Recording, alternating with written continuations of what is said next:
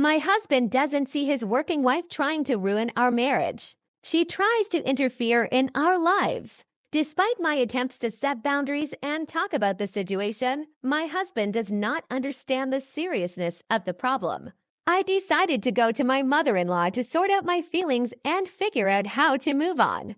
Working wife is a close friend at work with whom she has a trusting relationship. I 3-1F are on the verge of a breakdown because of my husband's colleague 32 meters Sarah 3-0F and his complete inability to understand what is happening.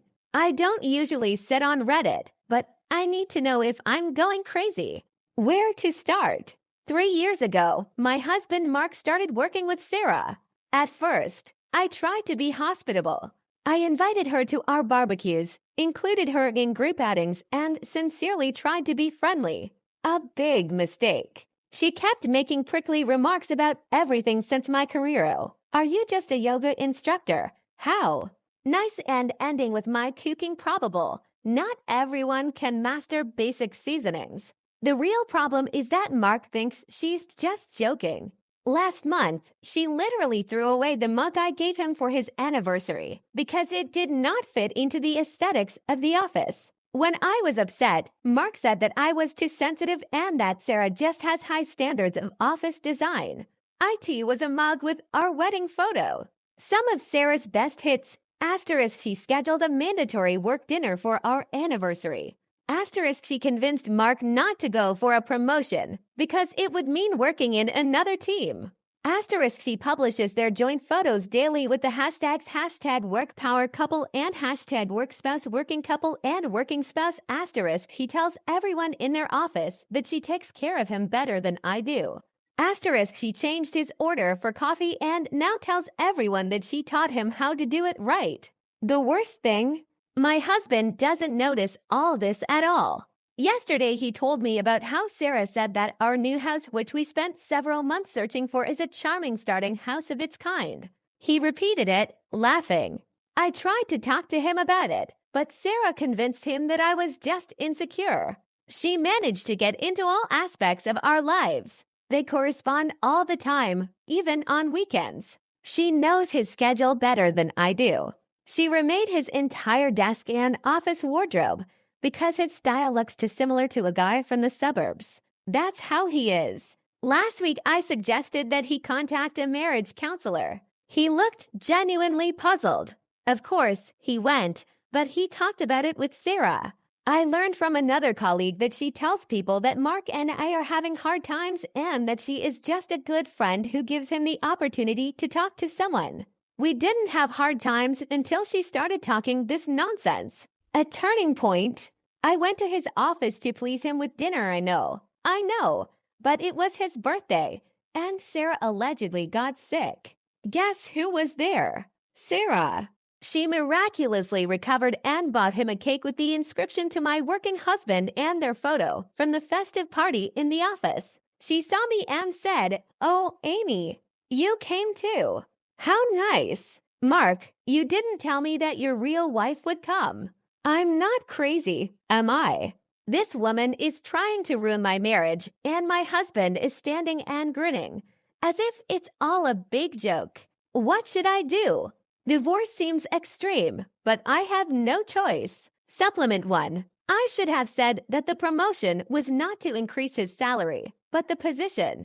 This would give him more leadership experience. I'm still blown away by the fact that he refused it just to stay in the same team with her. Addition 2. I want to tell the story with the mug in full. She accidentally broke the mug. I noticed that she was not there when I was visiting him once and asked him about it. He said that she accidentally knocked her over and later repeated her joke that she did not correspond to the aesthetics of the office. Hello. I 31F wrote a message a few days ago. I really didn't expect my post to spread so much. I was so stunned by all the comments that I didn't respond to any. I want to appeal to everyone who says it's a fiction. I understand why you think so, but this is my personal hell. I listened to Reddit stories only on TikTok, but when it came to the boiling point, I just needed a place where I could speak. That's why I created an account and wrote in the void. Well, the emptiness was not as empty as I thought. And now about what everyone gathered here for. Before talking to my husband 3 times, I decided to conduct a small investigation. I started with his phone and read all the messages between him and Sarah. She insulted me several times. He didn't do anything to protect me, but he didn't enter into a dialogue either. She was flirtatious, but he didn't flirt much in response. They talked a lot, and he often praised her for her hard work and mind. I didn't see anything about cheating. I checked his email, nothing. I checked his work email, nothing. I looked through our other devices, nothing. I've been looking for a second phone for a long time, nothing. There was nothing that would indicate infidelity. But here's what I found that hurt my feelings. He has lunch with her and only with her every day in the office. They don't like anyone, so they criticize others and say, "Let's talk at lunch. Today they serve this." He was saying something like, "I'm sure, if you were a wife, you would do this and that." He always said wife, not my wife, but it still upset me. She admitted that she broke the mug on purpose. He wasn't offended by her. He just said, "It's okay, gifts with photos are banal." I decided to talk to him directly. I posted everything I thought, and although he didn't get angry, he tried to dismiss me. He said that I'm very sensitive and overreact. I told him that if we don't really talk about it, I'll file for divorce. It immediately caught his attention, and he sat down with me. He admitted that at first it seemed strange to him that Sarah worked so hard. He saw how she tried on an equal footing with all the men in the office. The more attention she paid to him, the more he liked it, and the more he answered, the more attention she paid until she just became fixated on him. He knew that some men were jealous of him, and he liked it too. He admitted that in the end all this just went too far. He said he knew it was wrong, but he was addicted to attention and didn't want her to go to another man. That's why he sometimes indulged her at my expense. He said that he is just pleased to have 2 women in the main spheres of his life, that he knows that we rarely see each other. So what's wrong with that? He repeated that he had never cheated on me physically, but admitted that it could be called an emotional romance. It was painful. I won't hide it. I mean really painful, as if I wasn't enough. I told him that from now on he should stop communicating with Sarah and ask to be transferred or even change jobs. Friends, I'm seriously telling you this. From him. It's watered shit. He raised his voice and started shouting that he had never cheated and everything was according to the rules, that I can't control who he communicates with at work. He called me a narcissist obsessed with control. He told me that I have no idea how hard it is for him, how stressful he is in the office, and that his personal relationship with Sarah is very helpful. If they are taken away, it will only harm his mental health. I felt so sick that I started crying. I couldn't stand it anymore and decided to leave. I packed a small bag and called my mother-in-law. She is my only family here. As soon as she found out what was happening, she immediately told me to come to her. For now, I'll stay here.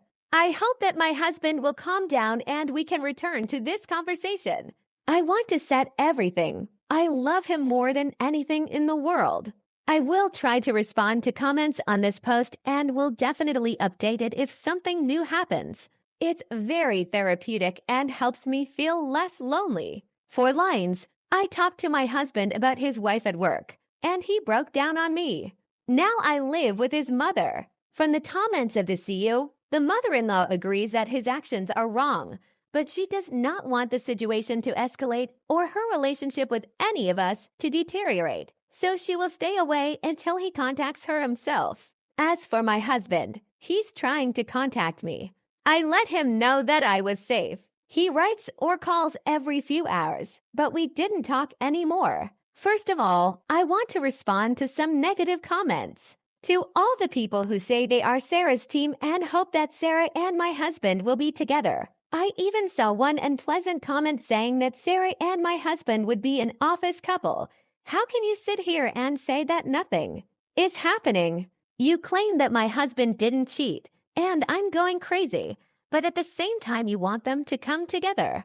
You contradict yourself because deep down you know that there was something romantic between them.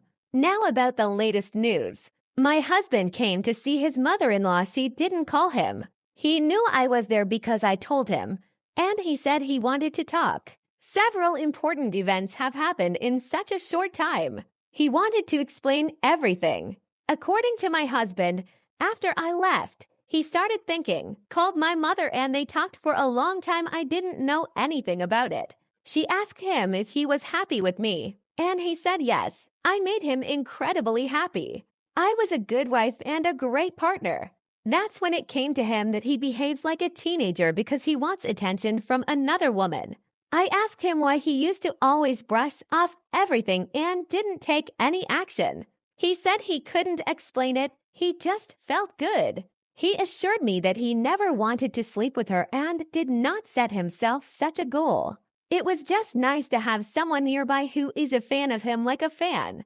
Those who said that he didn't know what an emotional connection was and just agreed with me, you were right. He admitted that he does not quite understand what an emotional connection is, but after watching it, he agreed that it was it, although unintentional. He said he didn't want to lose his girlfriend, so he just agreed with much of what she did. He admitted that he was in a deep fog, but my departure and this conversation with my mother was the only thing that brought him out of him. He said he didn't want to quarrel. My husband always preferred to give me freedom, so when I left, he did not pursue me because he decided that it would be better for us to just cool down, think about it, and, in the future, come back and discuss everything more rationally. He contacted Sarah. Although they did not meet in person, they had a telephone conversation. He told her that they can't be so close, that their text messages and calls outside the office should stop, that he would buy a new mug that she wouldn't touch, and that they needed to reduce the number of dinners together. He wanted to deal with it before talking to me to show that he was serious. Sarah didn't take it very well. She started scolding me, saying that I was forcing him to do it. My husband stopped her and said no.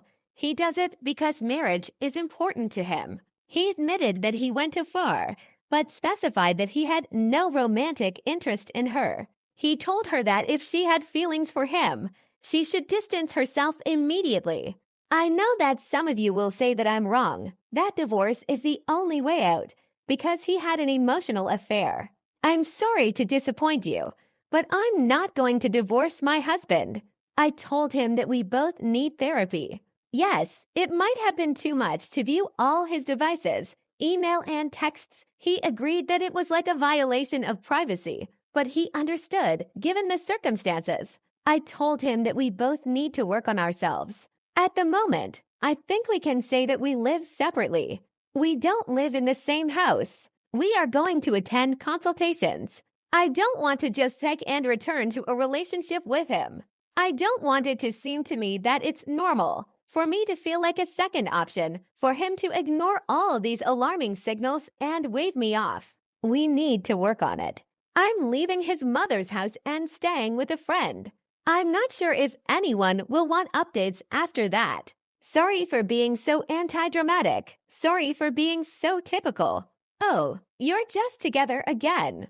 I mean, it's true, but it's not. I love my husband. I know he loves me. I don't think everything is the end. Yes, it's a terrible situation. Yes, he did terrible, but I want my marriage to last, so we'll try again. I sincerely hope this is my last message, but if it's not, you'll all know. Thank you for all the messages. All this support really helped a lot. Hi, Reddit. We continue our saga about the working wife. As many of you predicted in my last update, Sarah was unhappy that my husband ended their friendship and tried to establish a distance between him and her.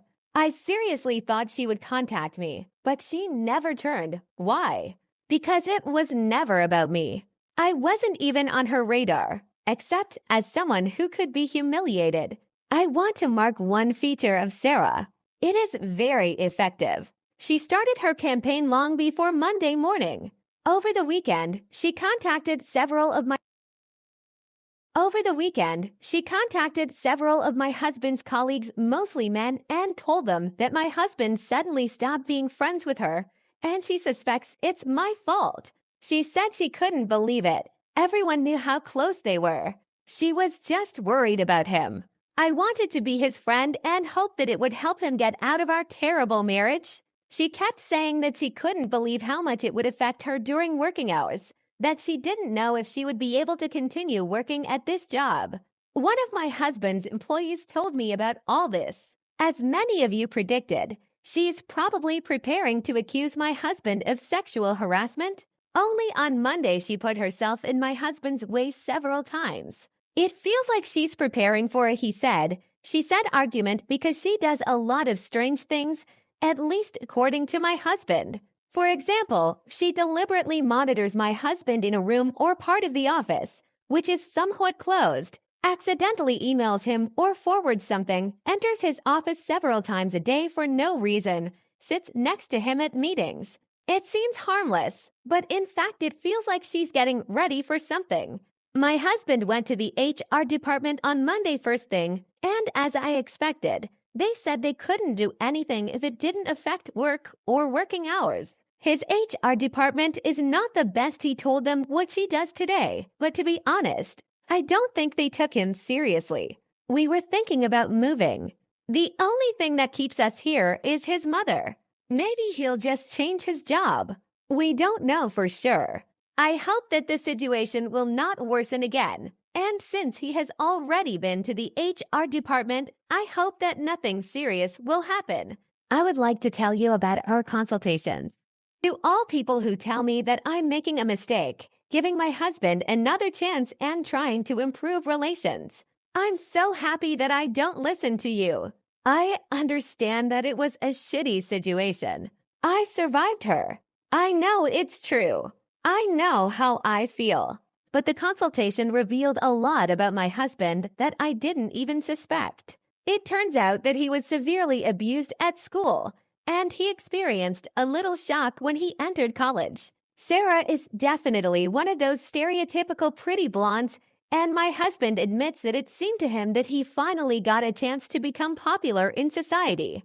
My husband admitted that Sarah repeated him in almost everything. His sympathies, his antipathies. She talked to him as if he was walking on water. It definitely sounded like she was raising his ego by manipulating him. As I said, I understand that it's not just to forgive and move on, but after hearing my husband talk about what he felt, how it affected him, it made me feel much more sympathy for him. I still haven't returned home, but we tried to cope with it day by day. I had lunch with him on Monday and I'm going again today. I try to be next to him so that he doesn't feel lonely. I really want all this to calm down. I hope that at work it will not be perceived as something more, but if it happens, we will deal with it.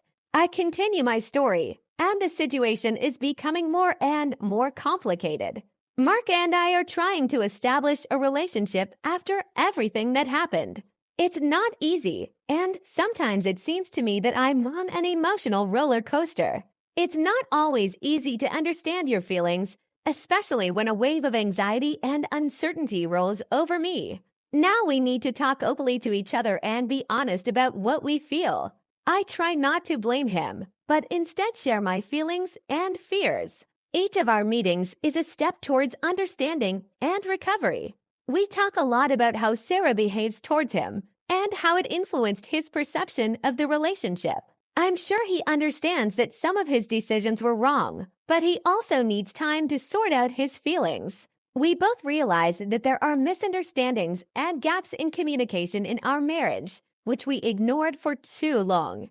Our life has become a routine, and we just stopped paying attention to each other. This became a stumbling block, which led him to seek external recognition from Sarah. He says that he never wanted to offend me, and that at some point, when she began to impose herself so actively, he just caught himself on the fact that he liked it. But now he sees that it was wrong. We started attending therapy, and this was a real revelation for both of us. At these sessions, I realized how deeply Mark's childhood experience affects him now. He remembered how he was ridiculed at school, how it affected his self-esteem, and how he always strived to be accepted and loved by others. His desire to be popular and useful often turns into a desire to please others, even if it goes against his true feelings and responsibilities. When he began to open up to me about his emotions, I realized that I had to work on my own fears and discontent. I also realized that sometimes I drive myself into a frame, considering myself not good enough to hold his attention. This is a process, and I know that it takes time to realize and solve all the problems. After leaving him, I began to devote more time to myself. I returned to sports, began to read books that I had been putting off for a long time, and devoted time to my hobbies. At some point, I felt a taste of independence and strength. Every day, I tried to build and strengthen my personality, my I. I don't just want to be Mark's wife, I want to be myself, a complete and independent woman. Gradually, we began to spend more time together, and this was an important stage in our recovery. Every evening, we set aside time for communication. Even if the conversations were hard, every time it paid off. Lessons on how to better understand each other, how to discuss boundaries and expectations in our lives. Mark's attachment to Sarah makes me have mixed feelings. Sometimes I feel anger and hatred towards her for the fact that she destroyed our identity as a couple. But I also understand that you can't blame her alone. We continue to work out this situation with him, and I'm learning to let go of anxiety and negative emotions. Mark really works to improve our relationship and takes responsibility for his actions. He began to apply the things we discussed at the consultations to show that he was ready to change for us. For example, he turns off the phone when we spend time together and tries to create a cozy atmosphere for our evenings. It's nice to see how he strives to meet and find time only for us. Despite all the difficulties, I feel hope for our future relationship. I know that this will not be an easy way, and working on restoring relationships requires time and effort. We both understand that we need to continue working on our personal limits and vulnerabilities. Unfortunately, the situation with Sarah does not end. She continues to try to create a drama around herself and manipulate other colleagues, undermining their trust in Mark. There are rumors that she is going to take some serious steps to attract everyone's attention and undermine Mark's reputation. He should beware of her behavior, and he plans to discuss it with the HR department again. While Mark and I are working to restore our connection, I remain vigilant about how Sarah can still influence our lives. I support him, but I don't forget about my needs. I need to take care of myself, as well as provide support to my partner. In the future, we are considering the possibility of moving. If she and Sarah really don't calm down, and the situation at work gets worse, it will most likely be the most reasonable way out. Moving can be a new beginning for us, a chance to start again in a new place away from toxicity. I realize that this is just the beginning of the journey. We are waiting for the next steps and accompanying nuances, but I hope that I will be able to preserve my inner peace by going through this path to recovery. I will remain strong and open to change while I work to make our marriage more sustainable and healthy. Life goes on, and despite the current difficulties, it is important to remember that every challenge is an opportunity for growth.